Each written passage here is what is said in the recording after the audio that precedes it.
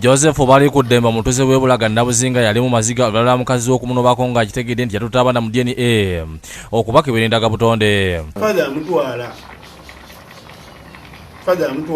Bali kuddemba lutegezezza nti mukyalo Harriet Namato emyaka 68 yapumbuligana naye mu bufumbo obutukuvu mu 2022 mu disitulikiti Kalongo.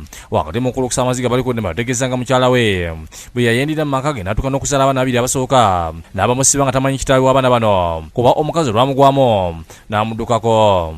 Kati omukyala yali wakunzita mbuuza nti anzita atya. Omukyala yali yantuma ekibumba ky'empisi Mowino results zijja kuba ntwasula ku mubiriko. Results zaakomawo ezagenda.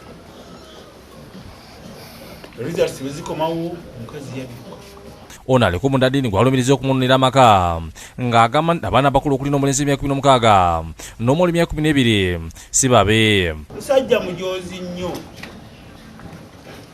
abadde ajja wano ewange mulekawo ku makya naye nga simanyi nsonga kyegiraki eriwo. Bali kuddemba agamba nti akizizza okwekubira endoolo mu beekikwatako nga buteerera okuba yamutwalako omukyala wa musinga ssente. Agamba nekisinga okumuluma ye mukyala okumuddukako n'amulekera abaana abatali babe nga kwagasi n'okubawerera nga teyagala munnaddiini ono beekebeze naye omusaayi. Sente ze nina ntono ate gyakozesa sente zaffe ate zetuteeka mu kyaki ate zakozesa okunnwanyisa.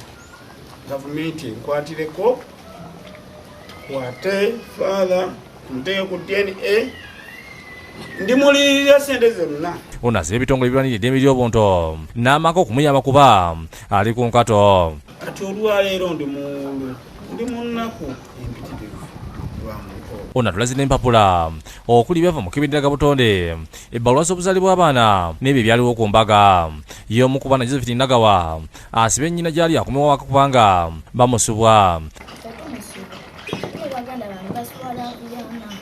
Ye munnaddiini ayogerwako aganya okwenda Bukedde TV ku kamera ategeeza nti ayinza kukkiriza kumuggyako omusaayi bamukebere kuba tayagala nkoko nnamata. Bannange faada alina okukwata naye mbadde nsaba